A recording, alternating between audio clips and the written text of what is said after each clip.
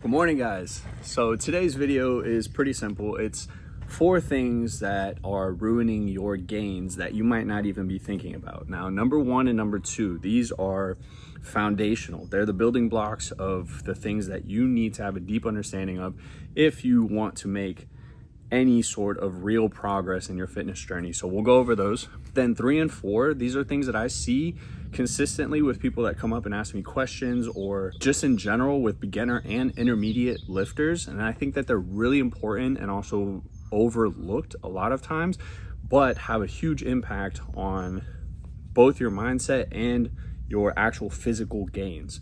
So as a quick introduction, hi guys, my name is Chris Wilson. I am here to build this YouTube channel and build a community around fitness, business, faith, and lifestyle in general. For my credentials as far as like lifting and everything, I started when I was 15 and I'm 30 now, so I've been working out for 15 years. My initial bulk, I was about 130, maybe 135 pounds soaking wet, and within 4 months I had bumped up to 185 pounds. So I'm very well versed in fitness, bodybuilding, things like that. I don't compete or anything, but it's more of just general health and aesthetics. So let's get straight into it. Number 1 is overcomplicating things. The thing is, I don't know if you've ever heard of the saying, keep it simple, stupid. KISS, KISS.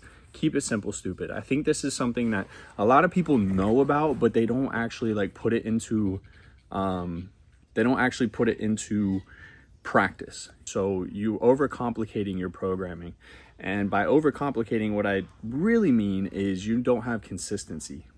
So this consistency is, you're like, 1 week you're like, oh man, I really like Alex Eubanks content, so I'm gonna follow his stuff. And then after a while you're not getting the chest that Alex Eubanks has, so you're like, man, I'm gonna switch over to Sam Sulek and I'm gonna try that. And then you're constantly doing these switching things. And if there's one thing that I've learned from fitness is that, and it translates into business and life and family and anything that you're trying to grow, is you have to give something a chance to grow. You have to have consistency. You have to pick a certain plan that you like, whether it's Sam Sulek, Alex Eubank, or you go all the way back to the golden era of Arnold Schwarzenegger and you follow his routine. The point is, stick with one thing for a little while and see how it works. After 6, 7, 8 weeks of trying something, if you want to switch or add on at that point or pivot like we talk about in a lot of my videos, then that's perfectly fine. But the problem comes when you're doing say 10 to 12 reps the first week and you're focusing on upper chest, but then the next week you're like, oh, I want to hit lower chest and I'm going to do 4 to 6 reps. You're constantly switching, and if you have that constant switching, you're not getting constant progress. And that is a massive thing. When I talk about overcomplicating, it's really about bringing it down to the simplest forms of consistent progress. So you need to be aiming for progressive overload. And just a quick definition of that is, say your first chest day you hit 135 for 6 reps, right? That means your second day that you hit that chest, you need to either be doing 135 for 7 reps or 145 for 6 reps. You're either upping the weight or the reps every time you do an exercise, and that's progressive overload.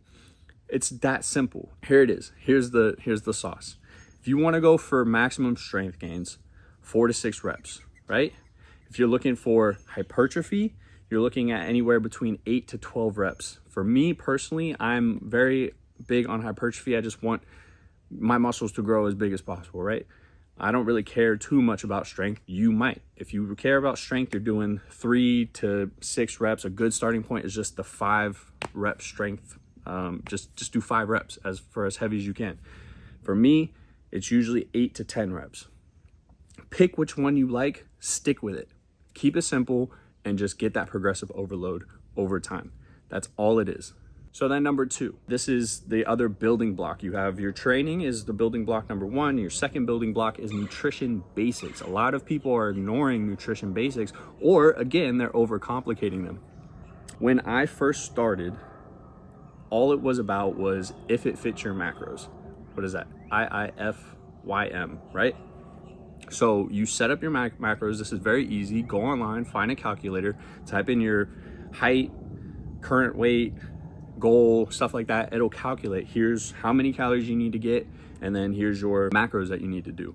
Don't worry about non-GMO or non-gluten, unless obviously you have a serious condition, then do what you need to do. But the thing that I see is everyone gets caught up on these fad diets. Should I do keto? Should I do low carb, no carb? Should I do high protein, high fat, carnivore diet? There's all these things. But the thing that happens with those is that they're not sustainable. If you're changing up your diet to where you're naturally taking stuff out, like say you eat a lot of rice and now all of a sudden you're like, well, ketos or carnivore is the only way that's going to work, so I'm just cutting out rice. It's not going to work. Keep it simple. Like, eat what you're eating, but dial in the calories better. So if you're trying to bulk, you're going to have to up the amount of rice you're having. If you're trying to cut, you're going to have to bring it down. But don't drastically change up your diet, because that's not something that's sustainable.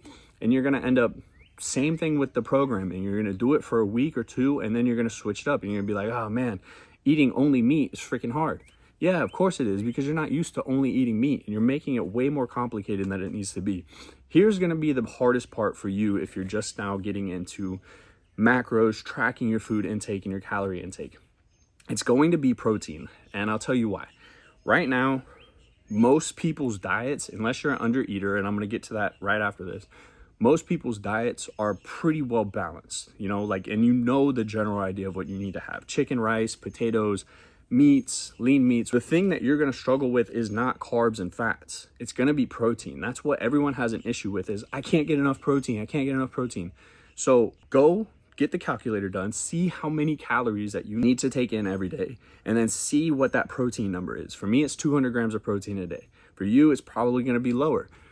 Start with that. Make sure that you hit that number of protein. Just make that your sole goal every single day, is I'm going to hit this protein goal. And I promise that the carbs and the fats are just going to follow. That will be all your filler stuff.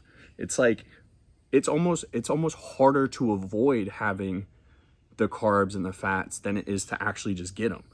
The hard part is getting the protein in. So focus on that, make it simple on yourself, and just focus on getting protein.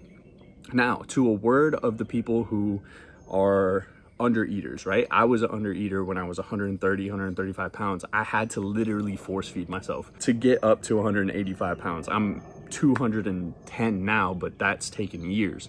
People come up and they're like, hey man, give me the sauce. Like, how do I get big like you? I'm trying to get like you and all this stuff. I'm like, well, what'd you eat? What'd you eat today? And they're like, oh, you know, that's no problem. Like, I eat a lot, man, but I'm just not growing.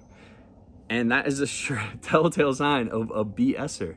You are not eating enough, I promise. There is no scientific way that you can be eating in a calorie surplus and not be putting on size.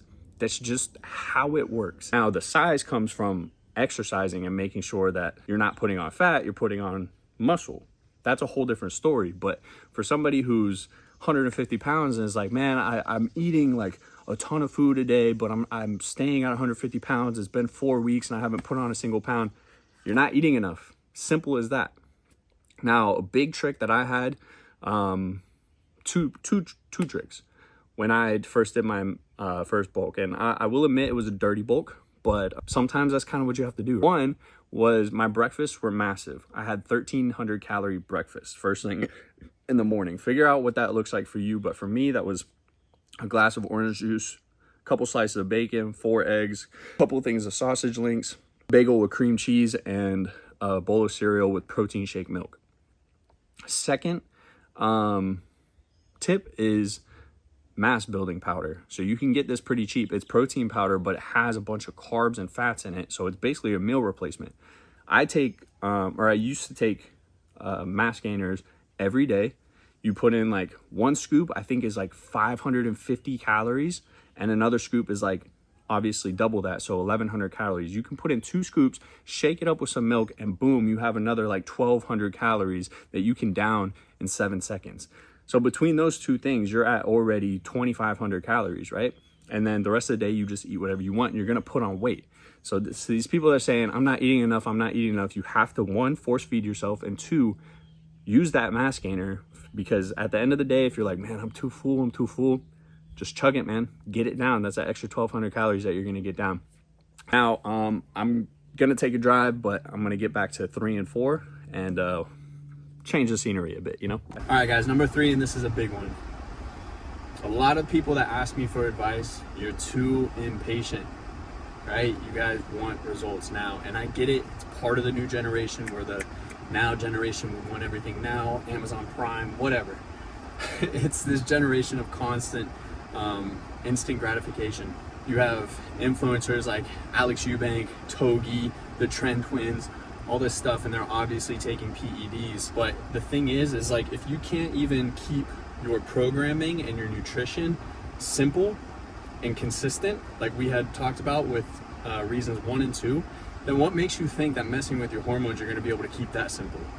If you can't keep your programming and your diet on point, consistent and simple, but you want to start messing with your hormones, it makes no sense. And then if you look at people in the golden era, like Arnold Schwarzenegger, right? Yes, he was using gear, but it wasn't nearly the amount of gear that these pro bodybuilders are using today. They didn't have Trend back then and shit like that. It's just something that you don't want to mess with, especially not at like 18, 19, 20, even 24 years old. Like, again, give yourself the time. You have the benefit of newbie gains, which is like, basically you can go into the gym and do anything. And as long as you're not like being a complete dummy about it, you're gonna make gains, right? And if you're eating in a calorie surplus, you're gonna make gains.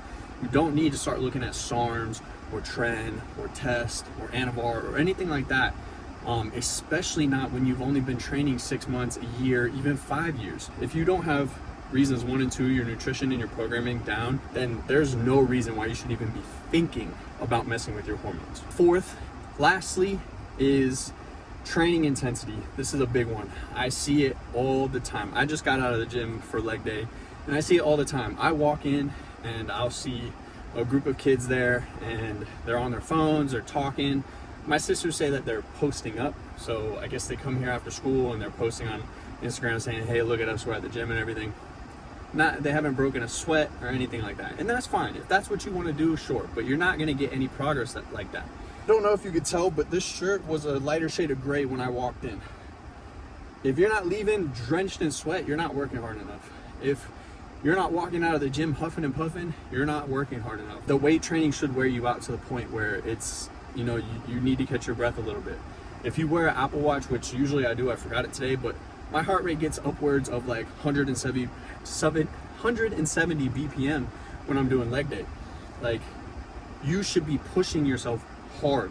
And it comes right back to what I said about progressive overload. Go harder every single time that you hit a muscle group. Whether it's adding 5 pounds or it's adding 1 rep, go harder than last time. Shout out to Greg Doucette. Yeah, there's a lot of kids that I see in here, they're posted up, they're just hanging out, and they're in these big groups, and it's basically just like a social thing. Don't get caught in that trap. If I'm gonna have a workout partner, it needs to be somebody that's up to my speed and can keep up. Otherwise, I'll just work out alone, which is why I've been working out alone for so long post-college. So don't get stuck in this trap that I see a lot of kids get into. They show up with all their friends because they're nervous about being in the gym, but it's doing you a disservice because it ends up just being this show-off type of thing. Really, all you gotta do, take your hat, put it down, put your headphones in, and focus, right? Get to it, focus, don't worry about anybody else, just tunnel vision, right? Intensity. Intensity is, to me, the thing that I see a lot of people lacking. The thing is, the further and further along that you get, if you go in there and you're not breaking a sweat, you're not huffing and puffing, you're not pushing yourself, then you're just going through the motions. And it's something that translates, and it's something that I've learned from the gym that has translated into business and life, is that once you start getting into the motions, you start getting complacent, you stop making progress, which is why I always say go 1% harder than you did yesterday, right? When your head hits the pillow at night, make sure you're 1% better than when it came up from the pillow in the morning. Same thing with the gym. Get in there, push hard, make sure you're sweating your ass off, get in, work hard, and get out. That's it. So there's your 4 tips, things that you might be doing that are holding your gains back. I'm exhausted right now. I need to go eat. But if you made it this far, as always, guys, thank you for spending your time with me. I hope this was helpful to some people. If you have any questions, leave them down in the comments. I can talk about fitness all day, every day, so don't be afraid to ask anything. And I'll see you guys for tomorrow's video. All right, guys, thank you so much. Peace.